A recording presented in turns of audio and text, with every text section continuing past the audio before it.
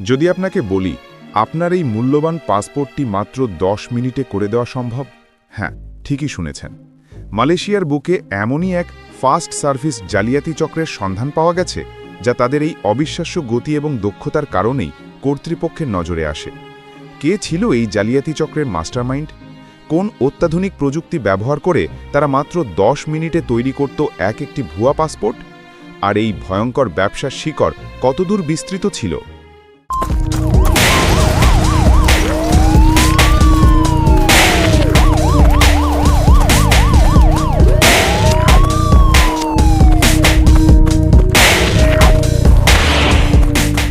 আজ আমরা উন্মোচন করব মালয়েশিয়ার জাল পাসপোর্ট ফ্যাক্টরির আসল কাহিনী, যেখানে কিছু মানুষের স্বপ্নকে পুঁজি করে তৈরি হচ্ছিল এক অন্ধকার জগৎ।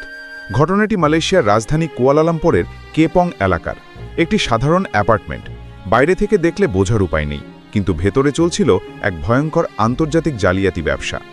গোপন গোয়েন্দা তথ্যের ভিত্তিতে মালয়েশিয়ার ইমিগ্রেশন বিভাগের এনফোর্সমেন্ট টিম এখানে অভিযান চালায়।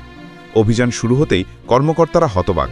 ফ্ল্যাটের ভেতর স্তূপ করে রাখা রয়েছে জাল পাসপোর্ট তৈরির সরঞ্জাম, প্রিন্টার, কম্পিউটার, বিশেষ ধরনের কালি, স্ট্যাম্প এবং অন্যান্য রাসায়নিক। এই অভিযানেই মূল সন্দেহভাজন 2 জন বাংলাদেশি পুরুষকে আটক করা হয়। প্রাথমিক জিজ্ঞাসাবাদেই বেরিয়ে আসে চাঞ্চল্যকর সব তথ্য। কিন্তু সবচেয়ে বিস্ময়কর ঘটনাটি ঘটে যখন কর্মকর্তারা এই চক্রের জালিয়াতি প্রক্রিয়াটি দেখতে চান। কর্মকর্তাদের সামনে আটককৃত ব্যক্তিরা দেখায় কিভাবে তারা কাজটি সম্পন্ন করে, এবং ফলাফল মাত্র 10 মিনিটের মধ্যে নিখুঁতভাবে তৈরি হয়ে গেল একটি সম্পূর্ণ জাল পাসপোর্ট। এই চক্রের মোডাস অপারেন্ডি বা কাজের পদ্ধতি ছিল সুপরিকল্পিত। তারা মূলত টার্গেট করত মালয়েশিয়ায় অবৈধভাবে বসবাসকারী বা বৈধ কাগজপত্র ছাড়া বিদেশিদের, যাদের দেশে ফেরার বা অন্য কোথাও যাওয়ার জন্য জরুরিভাবে নথিপত্রের প্রয়োজন। তারা শুধু পাসপোর্টই নয়, জন্ম নিবন্ধন, মেডিকেল পরীক্ষার ভুয়া ডকুমেন্ট এবং অন্যান্য গুরুত্বপূর্ণ সনদপত্র জাল করত।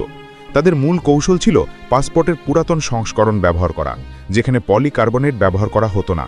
ফলে পাসপোর্টের ছবি ও তথ্যযুক্ত পৃষ্ঠাটিকে অত্যন্ত দক্ষতার সঙ্গে প্রতিস্থাপন করা বা নতুন তথ্য যুক্ত করা যেত। শুধুমাত্র ভিতরের ব্যক্তিগত তথ্যগুলি জাল করা হতো, কিন্তু পাসপোর্টের মূল ভিত্তিটি আসল হওয়ায় এটি সহজে ধরা পড়ত না। প্রতিটি জাল পাসপোর্টের জন্য তারা গ্রাহকের কাছ থেকে নিত প্রায় 400 থেকে 500 মালয়েশিয়ান রিঙ্গিত, যা প্রায় 10,000 থেকে 12,000 বাংলাদেশি টাকা। এই চক্রের কর্মকাণ্ডের বিস্তার ছিল ব্যাপক।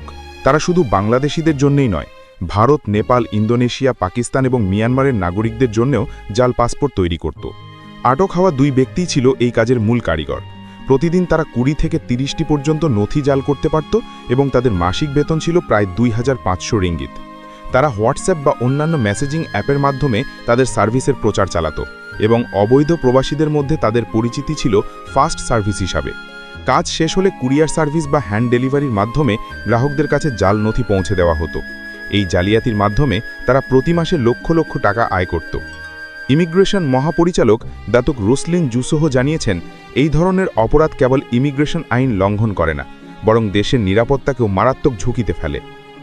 মালয়েশিয়ায় জাল পাসপোর্ট চক্রের সন্ধান এটাই প্রথম নয়।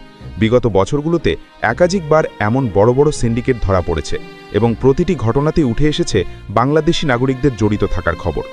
উদাহরণস্বরূপ, আরেক অভিযানে এক বাংলাদেশি মাস্টারমাইন্ডকে গ্রেফতার করা হয়, যিনি বৈধ ছাত্র ভিসায় মালয়েশিয়ায় এসে এই জালিয়াতি শুরু করেন।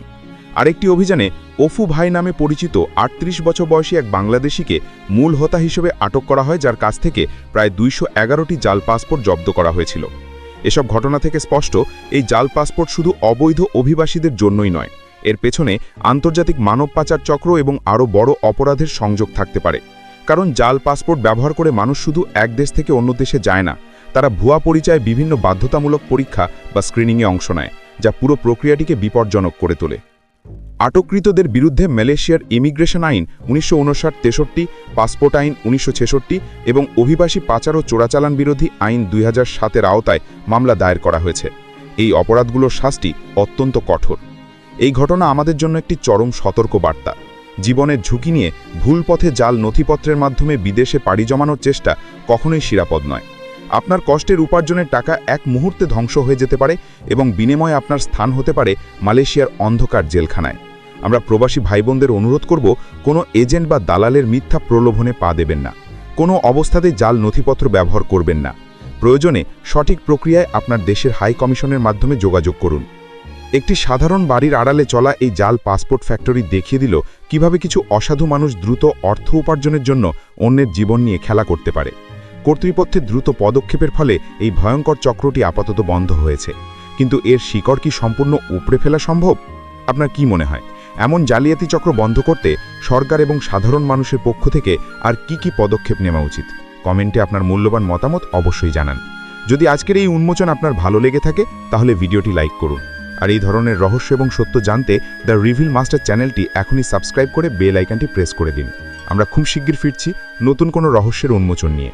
ভালো থাকুন, সতর্ক থাকুন।